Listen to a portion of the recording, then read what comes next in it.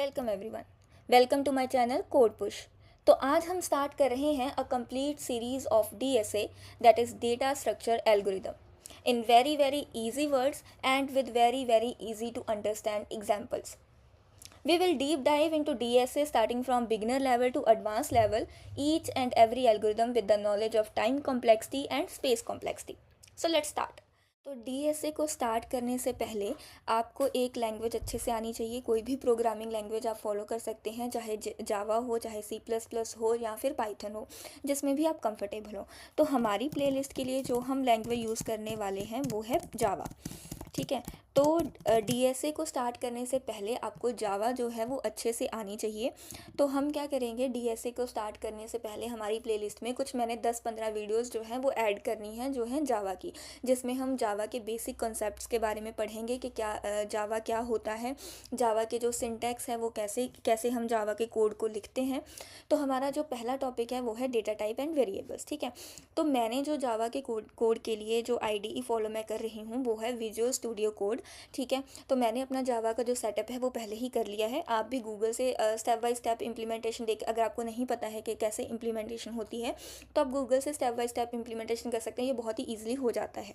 ठीक है, तो अब चलिए स्टार्ट करते हैं हमारा पहला टॉपिक जो कि है डाटा टाइप्स एंड वेरिएबल्स। ठीक है, तो इसमें क्या है कि पहले मैं एक चीज़ बता देती हूँ कि जैसे मैंने ये वाला जो कोड है वो लिख रखा है, कमेंट्स के अंदर लिख रखा है। ठीक है, तो हमारे पास जैसे जावा में दो तरह के कमेंट्स होते हैं, जैसे ऐसे करके भी हम लिख सकते हैं अगर हमें एक ही लाइन लिखनी है, और अगर हमें मल्टीपल लाइंस लिखनी है तो जैसे मैंने ऑलरेडी लिख रखा है तो हम उसके अंदर कोड लिख सकते हैं।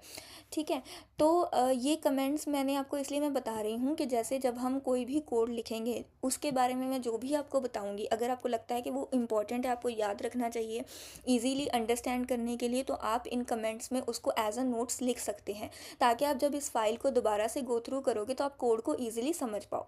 ठीक है, तो चलिए अब स्टार्ट करते हैं डेटा टाइप्स एंड वेरिएबल्स। तो पहले हम यहाँ से देख लेते हैं एक बार डेटा टाइप और वेरिएबल्स होता क्या है, फिर उसके बाद हम साथ साथ कोड में भी कंटिन्यू करेंगे। ठीक है, तो पहले डेटा टाइप है क्या। Think of a data type like a box that can store different things, but there are different kinds of boxes depending on what we want to store inside them.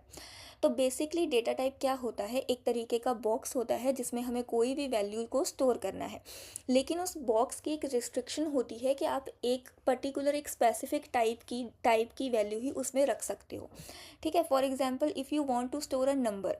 ठीक है, अगर आप कोई भी number store करना चाहते हो, जैसे 1 2 3 4 5 6 या फिर नेगेटिव नंबर्स ऑल्सो, तो आप अगर तो उसके लिए एक अलग बॉक्स होता है हमारे पास जिसको हम इंट बोल सकते हैं। ठीक है, तो जावा में अगर हमें हमारी वैल्यूज़ नंबर में स्टोर करनी है तो हम किस में स्टोर करते हैं, इंट में स्टोर करते हैं। तो इंट हमारा एक तरीके का क्या हो गया, डेटा टाइप हो गया। ठीक है, और अगर हमें कोई वर्ड या फिर कोई सेंटेंस स्टोर करना है तो हम किस में स्टोर करते हैं, स्ट्रिंग में स्टोर करते हैं। तो हमारे पास डेटा टाइप एक तरीके का बॉक्स होता है जिसमें हम बता देते हैं कि भाई आप इस बॉक्स में सिर्फ इस तरीके की वैल्यूज़ को रख सकते हैं। जैसे एक इंट का बॉक्स हो गया जिसमें आप सिर्फ नंबर्स रख सकते हैं, एक स्ट्रिंग का बॉक्स हो गया जिसमें आप सिर्फ वर्ड या सेंटेंस रख सकते हो, और आप स्ट्रिंग को कैसे डिफाइन करते हो, ये डबल कोटेड के साथ। ठीक है, डबल कोटेड कॉमा के साथ। फिर उसके बाद जैसे कोई वैल्यू होती है जिसमें आपको ट्रू या फॉल्स बताना होता है, वो हम किस में रखते हैं, बुलियन। ठीक है, तो वो किस टाइप के अंडर आता है, बुलियन के अंदर आता है। तो ऐसे ही हमारे पास अलग अलग डेटा टाइप्स होते हैं। ठीक है, एक बार मैं वाइट बोर्ड पे आपको दिखा देती हूँ कि डेटा टाइप होता क्या है। जैसे फॉर एग्जांपल मान लो कि आपके पास एक बॉक्स है। ठीक है, तो उस बॉक्स में मैंने एक वैल्यू रख दी 3। ठीक है, अब इस बॉक्स को मैंने स्पेसिफाई कर दिया कि आप इसमें सिर्फ क्या रख सकते हैं, इंट ही रख सकते हैं। अब इंट रख सकते हैं, इंट का मतलब हमारे पास क्या होता है कि आप इसमें सिर्फ नंबर्स रख सकते हैं। तो अब इसमें मैं क्या क्या वैल्यूज़ जो है वो रख सकती हूँ, मैं यहाँ पे रख सकती हूँ 3 रख सकती हूँ, मैं 4 रख सकती हूँ, और कोई भी नंबर या फिर कोई माइनस नेगेटिव वाला नंबर है जो वो भी मैं रख सकती हूँ, जैसे -3 हो गया, 100 हो गया। ठीक है, बट अगर मैं इसमें कोई वर्ड रखने की कोशिश करूँ जैसे हेलो, ठीक है, या फिर मैं कोई भी वर्ड, कोई भी नाम इसमें लिखने की कोशिश करूँ, तो वो मुझे क्या देगा, एरर देगा। क्यों, क्योंकि हमने बता रखा है कि इस बॉक्स में हम क्या स्टोर कर सकते हैं, इस बॉक्स में हम सिर्फ इंट स्टोर कर सकते हैं।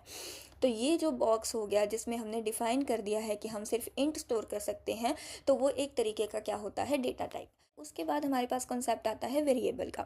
अ variable is like a label or name for the box you just created, ठीक है। अब जैसे हमने कोई वैल्यू स्टोर कर ली, ठीक है, मैंने क्या किया, मुझे पता है कि मैं इंट के बॉक्स में 10 नंबर स्टोर कर रही हूँ। तो अब उस 10 नंबर मैं इंट के बॉक्स में स्टोर कर रही हूँ, तो मैं उसका एक नाम रख सकती हूँ। तो उसको हम बेसिकली वेरिएबल बोलते हैं, ठीक है। तो कोई भी एक कंटेनर जिसमें मेरी कोई किसी एक स्पेसिफिक टाइप की वैल्यू पड़ी है, तो उस कंटेनर का नाम जो होता है वो हम कह सकते हैं कि वेरिएबल होता है, ठीक है। So a variable is like a label or name for the box you just created. It tells you what's inside the box, ठीक है, फॉर एग्जांपल। तो अब हमें पता चल गया है वेरिएबल क्या होता है, डेटा टाइप क्या होता है, और उसमें हमने कोई एक वैल्यू स्टोर करनी है। तो अब हमारी एक पूरी स्टेटमेंट बन जाएगी, ठीक है। अगर मुझे अब कोई भी वैल्यू स्टोर करानी है जावा में, तो मैं उसका कोड कैसे लिख सकती हूँ। सबसे पहले मैं ये बताऊँगी कि उसका डेटा टाइप क्या है, वो इंट टाइप की होने वाली है, स्ट्रिंग टाइप की होने वाली है, बुलियन टाइप की होने वाली है, या किस भी टाइप की होने वाली है। तो मैं उसमें बताऊंगी कि ये भाई इंट टाइप की है, ठीक है। अब मैं बताऊंगी कि मेरे उस कंटेनर का नाम क्या है। सबसे पहले हमने ये बता दिया कि कंटेनर में कौन से टाइप की वैल्यू जाएगी। फिर हम उस बता रहे हैं कि उस कंटेनर का हम नाम क्या रखने वाले हैं। उस कंटेनर का नाम होगा नंबर। फिर ये हमने असाइनमेंट ऑपरेटर लगा दिया। ये इक्वल्स टू जो होता है वो असाइनमेंट ऑपरेटर होता है, यानी कि जो हमारे राइट साइड पे वैल्यू पड़ी है वो हमारे इस कंटेनर में जाके सेव हो जाएगी। तो इंट नंबर इक्वल्स टू 10, ठीक है। तो हमारी जो 10 वैल्यू है वो इंट टाइप की है और किस कंटेनर में पड़ी है, नंबर नाम के कंटेनर पर पड़ी है, ठीक है। तो ये बेसिकली हमारा डेटा टाइप और वेरिएबल्स का कंसेप्ट होता है। जैसे अगर आपको स्ट्रिंग सेव करना है तो string word equals to hello. Boolean अगर आपको सेव करना है तो Boolean is happy equals to true, ठीक है। A box named is happy that stores true, ठीक है। तो ये हमारे पास डेटा टाइप और वेरिएबल्स का कंसेप्ट होता है। तो चलिए हम एक कोड करके देखते हैं जिसमें आपको थोड़ा सा डेटा टाइप्स के बारे में पता चल जाएगा, ठीक है। तो मान लीजिए कि हमें एक सेंटेंस बनाना है जिसमें मुझे लिखना है कि मेरा नाम ये है और मेरी एज इतनी है। तो हमें अब इसके लिए दो वेरिएबल चाहिए। एक हमें पता होना चाहिए कि पर्सन का नाम क्या है, दूसरा हमें पता होना चाहिए पर्सन का एज क्या है। अब पर्सन का नाम जो है वो हमारे पास स्ट्रिंग में होगा, और जो पर्सन का एज है वो हमारे पास इंट में होगा, यानी कि नंबर में होगा, ठीक है। तो हम पहले हमारे पास दो वेरिएबल बनाएंगे, ठीक है, जिसमें हमारे पास एज और नाम उसका स्टोर होगा, ठीक है। अब मुझे एज लेना है, तो एज मुझे नंबर में स्टोर करवाना है। नंबर होता है एज, तो हम उसको स्टोर कराएंगे इंट में। तो इंट हमारा क्या हो गया, डेटा टाइप, ठीक है। अब हमारे कंटेनर का नाम है एज, तो हमने एज जो है वो प्रिंट करवानी है, ठीक है। सो हमारे पास ये एक वेरिएबल बन गया है एज नाम का, जिसमें इंट टाइप की वैल्यू है और वैल्यू है 23। इसी तरह से हमें अब बनाना है नेम का वेरिएबल, ठीक है। तो हम एक बनाएंगे स्ट्रिंग, ठीक है, और स्ट्रिंग में हम रख देंगे नेम, ठीक है, और उसकी वैल्यू है हमारे पास पूजा, ठीक है। तो ये हमारे पास दो वेरिएबल बन चुके हैं, एक इंट टाइप का है और एक स्ट्रिंग टाइप का है, ठीक है। इसका नाम एज है और इसमें हमारे पास 23 वैल्यू है। इसका नाम जो है नेम है कंटेनर का, और उस कंटेनर में वैल्यू हमारे पास पूजा है, ठीक है। तो अब हमें इसको प्रिंट कराना है। तो जावा में प्रिंट अगर हम करवाना चाहें तो कैसे करवाते हैं, system dot out dot println, ठीक है। तो मुझे अब प्रिंट कराना है, और ये चीज़ याद रखिएगा कि जब भी हमारी एक स्टेटमेंट कंप्लीट होती है जावा के कोड में, तो उसको दिखाने के लिए कि हमारी एक स्टेटमेंट कंप्लीट हो गई तो सेमी कोलन लगाना ज़रूरी होता है, ठीक है। तो हमने यहाँ पे सेमी कोलन लगाया। उसके बाद हम यहाँ पे प्रिंट करेंगे, ठीक है, माई नेम इज़, ठीक है। तो हम यहाँ पे एक वेरिएबल यूज़ कर सकते हैं, ठीक है।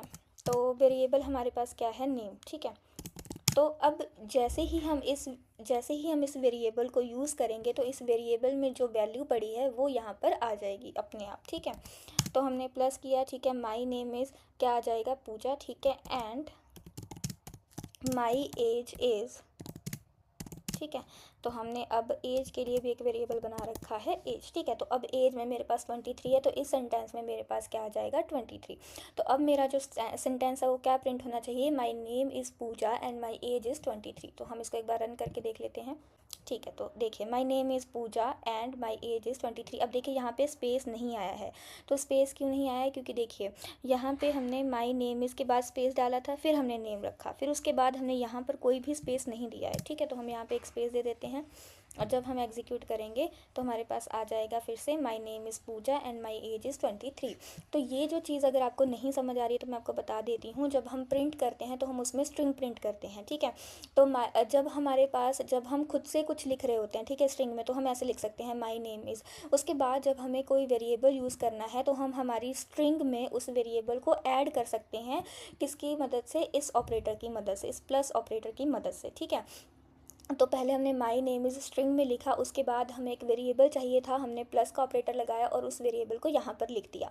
फिर से उसके बाद हमने हमारी स्ट्रिंग को कंटिन्यू करना था, फिर से हमने प्लस लगाया, जो हमें लिखना था वो लिखा। उसके बाद फिर से हमें एक वेरिएबल यूज़ करना था, हमने फिर से प्लस किया। तो ये प्लस बेसिकली क्या कर रहा है, इसको इसको इसको और इसको आपस में जोड़कर एक सेंटेंस बना रहा है, ठीक है। My name is Pooja and my age is 23, इसको बेसिकली कंकैटिनेशन बोलते हैं। जब हम स्ट्रिंग के बारे में पढ़ेंगे तो अच्छे से इसके बारे में आपको पता चल जाएगा, ठीक है।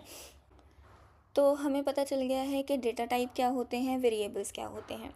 तो अभी हमारा जो नेक्स्ट टॉपिक है वो है कि डेटा टाइप्स के कितने टाइप्स होते हैं। तो अब हमारे पास डेटा टाइप जो हैं वो दो तरह के होते हैं, एक होता है प्रिमिटिव डेटा टाइप्स, एक होते हैं नॉन प्रिमिटिव डेटा टाइप्स, ठीक है। तो जो प्रिमिटिव डेटा टाइप्स होते हैं वो हमारे पास बेसिक डेटा टाइप्स होते हैं, जिसमें हमारे पास सिंगल वैल्यू स्टोर होती है। अब जो नॉन प्रिमिटिव डेटा टाइप्स होते हैं वो थोड़े कॉम्प्लेक्स आ जाते हैं, ठीक है। These are more complex data types that can hold multiple values और कलेक्शंस ऑफ डेटा, ठीक है। तो बेसिकली जो हमारे पास नॉन प्रिमिटिव डेटा टाइप होता है उनमें मल्टीपल वैल्यूज़ स्टोर होती हैं। अब जैसे अगर हम एग्जांपल लें प्रिमिटिव डेटा टाइप की, उसमें हमारे पास इंट होता है। इंट में हमारे पास सिंगल वैल्यू स्टोर होती है, जैसे इंट एज इक्वल्स टू 10, तो इसमें हम सिंगल वैल्यू ही स्टोर कर सकते हैं, है ना। पर जो नॉन प्रिमिटिव होते हैं वो बेसिकली प्रिमिटिव को मिलकर ही बनते हैं, यानी कि प्रिमिटिव की कलेक्शन ही होते हैं नॉन प्रिमिटिव। जैसे हमारे पास एरेज हैं, ठीक है। तो एरेज में हमारे पास क्या होते हैं, use to store multiple values of the same type. जैसे इंट है तो इंट टाइप की मल्टीपल वैल्यूज़ को अगर हम एक ही जगह स्टोर कर लें तो वो क्या बन जाएगा, हमारा एरे बन जाएगा, ठीक है। अब जैसे प्रिमिटिव टाइप में एक डेटा टाइप होता है कैरेक्टर का, ठीक है, जिसको हम कैर लिखते हैं। तो इसमें हमारे पास क्या है, एक सिंगल करेक्टर स्टोर होता है, ठीक है। एक सिंगल करेक्टर यानी कि एक सिंगल लेटर आप बोल सकते हैं, या फिर आपके पास कोई स्काई करेक्टर्स आते हैं। स्काई करेक्टर्स में हमारे पास क्या आते हैं, सिंबल्स आते हैं। जैसे हमारे पास ये हो गया, ठीक है, डॉट हो गया हमारे पास, ये जितने भी हमारे पास अलग अलग सिंबल्स होते हैं वो अस्काई करेक्टर्स में आते हैं, ठीक है। तो हम बट इसमें करेक्टर में एक सिंगल जो है करेक्टर वही स्टोर कर सकते हैं। बट अब जो स्ट्रिंग होता है वो हमारे पास करेक्टर का एक सीक्वेंस होता है। जैसे अब एक वर्ड है तो वो मल्टीपल लेटर से मिलकर बना है, यानी कि मल्टीपल करेक्टर से मिलकर बना है, ठीक है। तो हमारे पास नॉन प्रिमिटिव बेसिकली क्या होते हैं, थोड़े कॉम्प्लेक्स होते हैं, प्रिमिटिव से मिलकर, प्रिमिटिव की ही कलेक्शन से मिलकर ये नॉन प्रिमिटिव जो हैं बनते हैं, ठीक है। तो अब जो प्रिमिटिव डेटा टाइप्स है, देखो ये जो नॉन प्रिमिटिव है इसमें तो स्ट्रिंग हो गया, एरे आते हैं, क्लासेस आती हैं, ये तो हम हर एक जो डेटा टाइप है उसको एक डिटेल में पढ़ेंगे, हर एक डेटा टाइप की एक अलग वीडियो बनेगी। तो अभी के लिए हम क्या कर लेते हैं, प्रिमिटिव डेटा टाइप्स जो है हमारे पास 8 तरीके के होते हैं, ठीक है। 8 प्रिमिटिव डेटा टाइप्स होते हैं, इनको एक एक करके देख लेते हैं, ठीक है। तो चलिए हम चलते हैं कोड पर, ठीक है। तो हमारे पास यहाँ पे हम करने वाले हैं प्रिमिटिव डेटा टाइप्स, ठीक है। तो आपने देखा होगा कि पिछली जो एग्जाम्पल थी उसमें अगर मुझे कोई नंबर सेव करना था, ठीक है, कोई नंबर स्टोर करना था, तो मैं क्या यूज़ कर रही थी, मैं यूज़ कर रही थी इंट। लेकिन हमारे पास नंबर्स को स्टोर करने के लिए सिर्फ एक इंट नहीं होता है, इसमें हमारे पास अलग अलग तरह के डेटा टाइप होते हैं। जैसे इंट हो गया, शॉर्ट हो गया, लॉन्ग हो गया, ठीक है। और इसके अलावा हमारे पास एक होता है बाइट का, ठीक है।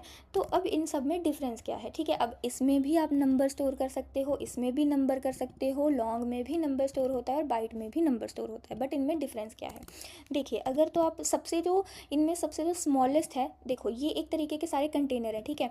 इंट भी एक तरीके का कंटेनर है, जो एक तरीके का बॉक्स है, जैसे मैंने आपको समझाया था, जिसमें आप एक नंबर रख सकते हो, ठीक है, एज अ वैल्यू, ठीक है। शॉर्ट भी एक कंटेनर है, लॉन्ग भी। बट फ़र्क क्या है इनके साइज़ का, बेसिकली आप ये बोल सकते हो इनके साइज़ का। जैसे हमारे पास घर में प्लेट्स होती हैं, ठीक है, हमारे पास एक ही टाइप की प्लेट नहीं होती है, अलग अलग साइज़ की प्लेट होती हैं, ठीक है। लेकिन उसमें हम क्या रखते हैं, वैल्यू एक ही रखते हैं, खाना रखते हैं हम, ठीक है। लेकिन उनका साइज़ जो होता है वो अलग अलग होता है, ठीक है। तो जो जितना खाता है उसके हिसाब से वो उस साइज़ का जो है प्लेट उठाता है, ठीक है। तो उसी तरह हमारा भी यही काम है जैसे अगर हमें बहुत ही छोटी वैल्यू रखनी है तो हम बाइट यूज़ करेंगे, क्योंकि सबसे जो स्मॉलेस्ट कंटेनर होता है वो हमारे पास बाइट होता है, जिसमें हमारे पास 127 से लेकर 128 तक की जो वैल्यूज़ हैं वो स्टोर होती हैं। तो अगर हमें पता है कि जो हमारा नंबर है वो -127 से कम नहीं होगा और 128 से ज़्यादा नहीं होगा, तो हम क्या कर सकते हैं, बाइट को यूज़ कर सकते हैं। और जो इनका सबसे मेन जो पॉइंट होता है वो होता है इनकी मेमोरी का, ठीक है, क्योंकि जो हमारे पास बाइट है वो हमारे पास स्मॉल कंटेनर है, तो ऑब्वियस सी बात है वो जगह भी कम लेगा हमारी मेमोरी में। जो हमारे पास बाइट होता है वो हमारी मेमोरी में कितनी स्पेस लेता है, वो हमारे पास 1 बाइट की ही स्पेस लेता है, ठीक है। तो 1 बाइट हमारे पास एक मेमोरी के मैनेजमेंट करने की, एक मेमोरी मेजर करने की एक यूनिट होती है बाइट, ठीक है, कंप्यूटर में। तो 1 बाइट में हमारे पास कितनी बिट्स होती हैं, 8 बिट्स होती हैं, ठीक है। तो ज़्यादा टाइम वेस्ट ना करते हुए मैंने पहले से ही ये सब लिख दिया है कि हमारे पास, और इनको याद करने की कोई ज़रूरत नहीं है कि हमारे पास शॉर्ट में कितने से लेकर कितने तक की वैल्यू हो सकती है, इंट में कितने से लेकर कितने तक की वैल्यू हो सकती है। बस ये एक नॉलेज के लिए मैंने आपको बता दिया है कि हमारे पास इन चारों में डिफरेंस क्या होता है, ठीक है। तो बेसिकली मेमोरी का डिफरेंस होता है, जो बाइट होता है वो हमारे पास 1 बाइट की मेमोरी लेता है, शॉर्ट 2 बाइट्स की लेता है, इंट 4 बाइट की लेता है, और जो लॉन्ग है वो हमारे पास 8 बाइट की लेता है। और लॉन्ग हम तब यूज़ करते हैं जब हमें बहुत ही ज़्यादा बड़ी वैल्यू को स्टोर करवाना होता है, ठीक है। तो एक बार हम इनको लिख कर देख लेते हैं कि कैसे लिखते हैं। मान लो मुझे अभी शॉर्ट में एक वैल्यू स्टोर करानी है, ठीक है। तो शॉर्ट s इक्वल्स टू, हमारे पास जो इसका वो है 1500 हम लिख सकते हैं इसमें, ठीक है। अगर हम अब यहाँ पे इंट को डिफ़ाइन करें, ठीक है, तो हमारे पास इंट ले लेते हैं हम एक आई नाम का, ठीक है। अच्छा, अब देखिए ये चीज़ हम एक बार टेस्ट कर लेते हैं कि मैंने बताया कि इंट की जो रेंज है वो इतनी होती है, ठीक है। अब अगर हम इस रेंज से ज़्यादा की जो वैल्यू है, अगर हम इस, यहाँ पे हमने इंट डिफाइन किया है, तो इसकी जो रेंज है कि हम, हमारे पास जो मैक्सिमम नंबर है वो इतना बड़ा हो सकता है। अगर हम इससे ज़्यादा की वैल्यू अगर यहाँ पे ऐड करने की कोशिश करें तो देखते हैं कि हमें क्या एरर मिलता है, ठीक है। तो पहले इस कॉमर्स को हटा देते हैं हम, ठीक है। तो ये हमारी इंट की हाईएस्ट वैल्यू, तो अभी के लिए हमारे पास कोई एरर नहीं है। तो चलो हम इसकी जो वैल्यू है उसको इंक्रीज़ करके देखते हैं, ठीक है। तो अब ये देखिए हमारे पास क्या एरर आ रहा है, ये हमारे पास आ रहा है type int is out of range, ठीक है। तो ये हमारे पास आ रहा है क्योंकि हमारे पास जो इसमें इंट में मैक्सिमम वैल्यू होती है वो हमारे पास ये होती है। अगर आप इससे ज़्यादा बड़ी वैल्यूज़ को स्टोर करना चाहते हो तो आप इंट यूज़ नहीं कर सकते, तो फिर आप क्या यूज़ करोगे उस टाइम आप यूज़ कर सकते हो लॉन्ग, ठीक है। तो मैं अब इसके लिए क्या करती हूँ, इसको मैं थोड़ा कम बना लेती हूँ, ठीक है। इसको पहले कॉपी कर लो, फिर इसको मैंने फिर से कम कर दिया, ठीक है। तो अभी यहाँ पे वो एरर जो है हमारी डिसअपियर हो जाती है। तो हम एक बनाते हैं लॉन्ग, ठीक है। अब हम लॉन्ग का वेरिएबल बनाएंगे जिसमें मैंने वही सेम वैल्यू जो है वो डाल दी है। अब मुझे फिर से इसमें एक एरर मिल रहा है,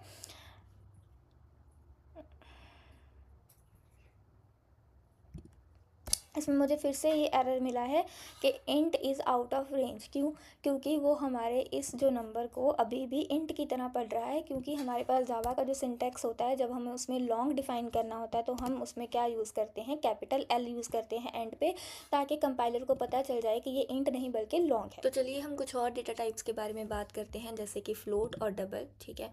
तो जैसे हमने देखा कि नंबर्स को लिखने के लिए हमारे पास जो डेटा टाइप्स होते हैं वो होते हैं byte, short, int and long. वैसे ही सिमिलरली हमारे पास जो डेसिमल नंबर्स को रिप्रेजेंट करते हैं वो हमारे पास डेटा टाइप्स होते हैं फ्लोट और डबल, ठीक है। डेसिमल नंबर्स जैसे कि हमारे पास जो डेसिमल पॉइंट्स वाले नंबर होते हैं उनके लिए हमारे पास जो डेटा टाइप्स होते हैं वो होते हैं हमारे पास फ्लोट और डबल, ठीक है। तो चलिए हम इनकी भी एक एक एग्जांपल देख लेते हैं। जैसे अगर हमें फ्लोट का जो फ्लोट डेटा टाइप का जो एक वेरिएबल बनाना हो तो हम ऐसे बना सकते हैं, ठीक है। फ्लोट नंबर इक्वल्स टू, ठीक है, जैसे कि हमारे पास आ सकता है 1.23, ठीक है। अब देखिए ये हमारे पास क्या है, एक एरर दे रहा है, ये एक सिंटैक्स एरर है, क्योंकि जब भी हमें फ्लोट का जो वेरिएबल है बनाना होता है तो हमारे पास वैल्यू के साथ हम एक स्मॉल एफ़ का यूज़ करते हैं, ठीक है। ये स्मॉल एफ़ हमें बताता है ये जो हमारा डेसिमल नंबर है वो किस टाइप का है, वो फ्लोट टाइप का है, ठीक है। तो सिमिलरली अगर हमें डबल का बनाना है तो हम लिखेंगे डबल, ठीक है। तो इसमें हमारे पास वेरिएबल रख देते हैं हम num1, ठीक है, इक्वल्स टू 1.345678, ठीक है। सो अब इसमें भी जो डिफरेंस है फ्लोट और डबल में यही होता है कि हम फ्लोट में अगर हमारे पॉइंट के बाद कम वैल्यूज़ आती हैं तो हम फ्लोट में डिफ़ाइन कर सकते हैं, अगर हमारे पॉइंट के बाद ज़्यादा लार्ज वैल्यू है तो हम डबल को यूज़ करते हैं, ठीक है। तो अब अगर हम बात करें इनकी मेमोरी की, ठीक है, तो जो हमारा फ्लोट होता है वो हमारे पास कितनी मेमोरी लेता है, वो हमारे पास 4 बाइट्स की मेमोरी लेता है, और जो हमारे पास डबल होता है वो 8 बाइट्स की मेमोरी लेता है, ठीक है। तो अब हमारे पास जो एक और लास्ट प्रिमिटिव डेटा टाइप बचा है वो है हमारे पास कैर, ठीक है। तो बेसिकली कैर जो होता है वो हमारे पास क्या स्टोर कर सकता है, लेटर को स्टोर कर सकता है, किसी भी सिंगल नंबर को भी स्टोर कर सकता है, या फिर स्पेशल सिंबल्स को भी स्टोर कर सकता है। तो हमारे पास स्पेशल सिंबल्स जो हैं वो हमारे पास क्या आ जाते हैं, जैसे कि @ हो गया, एक्सक्लेमेशन हो गया, ठीक है, एट्सेट्रा, कुछ भी हो सकता है हमारे पास। और जो हमारे पास कैर होते हैं इनको हम कैसे डिफ़ाइन करते हैं, इनको हम सिंगल इन्वर्टेड कोमा के साथ डिफ़ाइन करते हैं। जैसे ये हमारे पास सिंगल कोमा आ गया जिसमें हमने ए किया, दैट्स इट, ठीक है। अब इसमें हमारे पास क्या होता है, करेक्टर अगर हम एक और जो है बनाएं उसमें हमारे पास ये भी आ सकता है, ठीक है। ये एक सिंबल है जो हम यूज़ कर सकते हैं, ठीक है। अब चलिए इसको एक बार प्रिंट करा के देखते हैं। .out.println, ठीक है, जिसमें हमने क्या करा दिया, C1 को प्रिंट करा दिया है, ठीक है। चलिए इसको एक बार रन करते हैं। देखिए तो ये वाला हमारे पास डॉलर प्रिंट हो चुका है, ठीक है। तो this is all about data types and variables in Java. I hope आपको ये टॉपिक अच्छे से समझ आ गया होगा। अगर आपको नहीं समझ आया है, अगर कोई भी वीडियो के किसी भी पॉइंट पे आपको कोई टॉपिक नहीं समझ आता है तो आप कमेंट कर सकते हैं, और अगर आपको मेरे पढ़ाने के तरीके में कोई सुधार चाहिए तो आप वो भी बता सकते हैं। और अगर किसी का कोई भी डाउट आता है तो अगर वो कमेंट के रिप्लाई में समझाने का पॉसिबल हुआ तो मैं ज़रूर समझाऊंगी। अगर कोई इशू ऐसा आता है या कोई डाउट ऐसा आता है जिसको एक वीडियो के थ्रू समझाया जा सकता है तो मैं उसकी भी एक शॉर्ट वीडियो ज़रूर बना दूंगी। तो अगर आपको कोई भी डाउट आता है इस वीडियो में तो आप ज़रूर कमेंट सेक्शन में पूछ सकते हैं।